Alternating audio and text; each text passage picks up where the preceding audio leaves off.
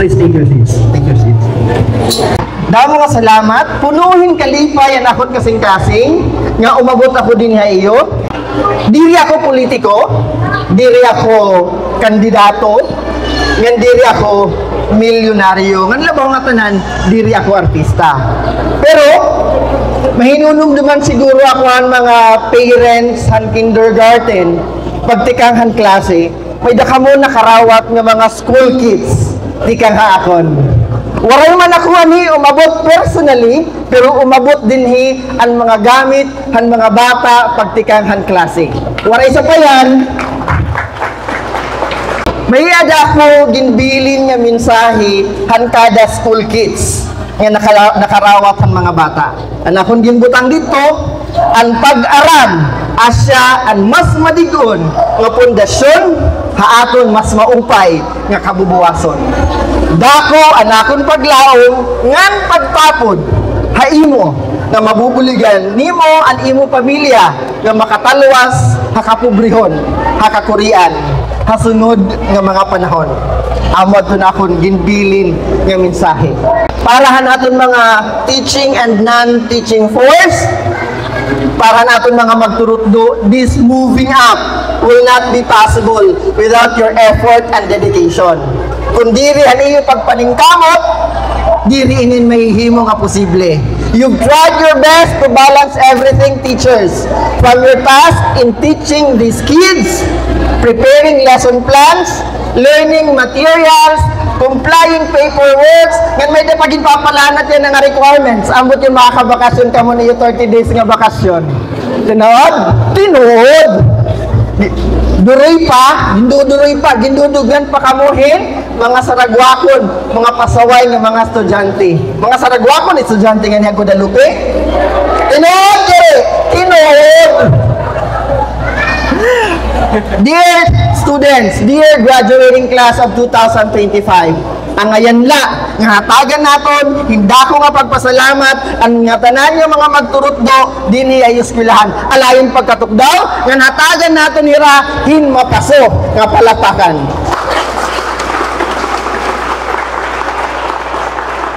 Please take your seat. Dear teachers, you all are game changers. What you do every single day is changing the world than you know. Every lesson plans that you're making, because of the sacrifices you make, you are changing a single life every day. Dear tired teachers, again I would say, dear tired teachers, when things are getting down, when everything is falling apart, hinumdumila niyo, may bata nga maara magsurat, tungod hayo. May bata nga maara mag-ihap, tungod hayo. Yan may bata nga maara mag-ambisyon, hinmaupay nga kabubuwason, tungod hayo mga magturutdo.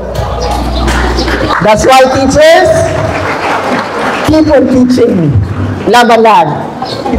I know that I am expected to give something inspirational yan nga aga. Pero I would like to start this with alayon, mga estudyante.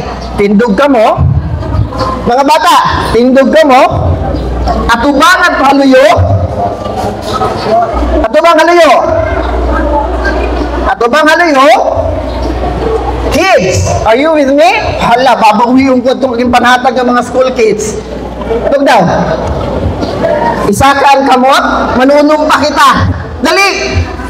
Subad ka mo hakon. Takuti, ano tiyong ngaran? Nagsasad, hatubangan hit akon mga kaganak. Magtutuhay ako pag-eskwila. Diri magtitigat akon ulo ng magpipinasaway. Diri anay ako mag-uuyab-uyab. Otro naton, maringasa, diri anay ako mag-uuyab-uyab. Maniningkamot ako na mabuligan hinanay nga hitatay. Magkikita kami hit maabot na panahon, Mr. Franz. nga maupay na it akong kabutangan. Buligi ako Ginoo. Alright, you can take your seats. Dear graduates, kung gigitaon ninyo at akong ginandam nga speech, halaba nga duro. But I would like to summarize all these things. Kaya may dalot ako mensahe aton mga kaganak. Graduates, nasiring hira, libre ang mangarap. I disagree. I beg to disagree. Diri libre ang mangarap. Because for you to realize that dream, it costs a lot. Diba? So diri libre ang mangarap.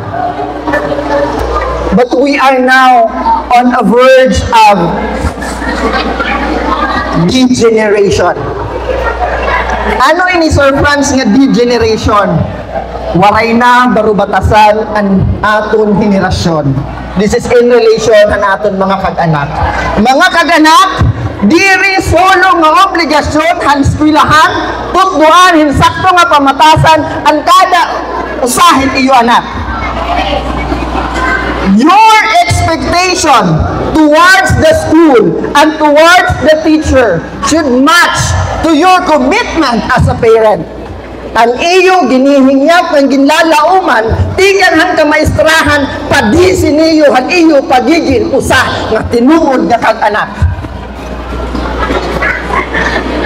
Real talk alay kita.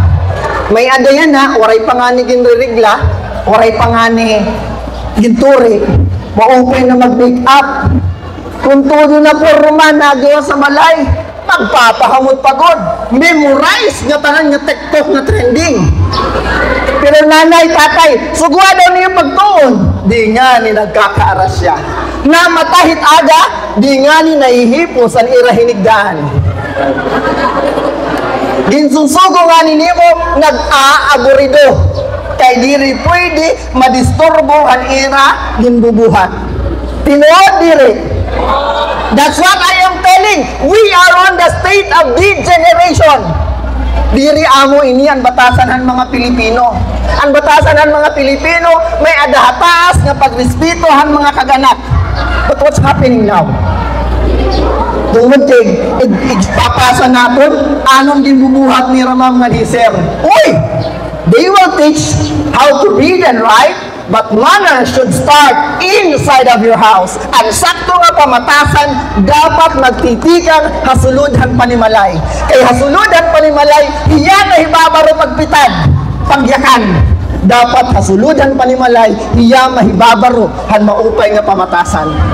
Usa nga lesson nga bitbit ko hastayana.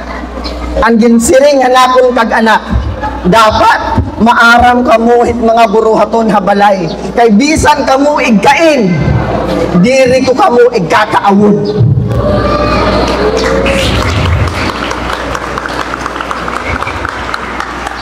Dear graduating class of this year, 2025, when I was sitting there, I was seeing hope paglaom hayo. Dahil yung mga kamutan masunod ng henerasyon. Puro hain kami makita in paglaom if we are on a state of degeneration. Maaram ako, damo pa nga mga kamaistrahan iti agian, makursid pa kamon pag-eskwela. Parahan mga kag-anak, hadi nga mga dagko na, harayo na, pero harayo pa. Parahan mga anak, kag-anak, hadi nga mga gunti, harayo pa. Pero at least, natikangan na.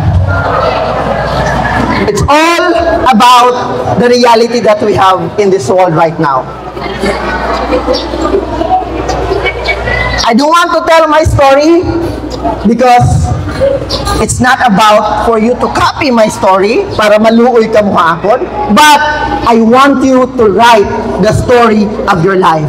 That when the time comes, in one of the graduations, kamo na ang matindog, didi hanakon tinitindogan. Dear graduating class of 2025, aim higher, be bold, be true, but do not forget to be kind. Han mga kaganat, congratulations. Han mga teachers, congratulations. Ay yung tanan, maupay nga aga. Ako'y Franz Byron Giwan, pinanganak nga pobre. Parihas sa iyo, pero maatong manilimbasog ng ating para hindi mamatay na pobre. Dahil mga salamat.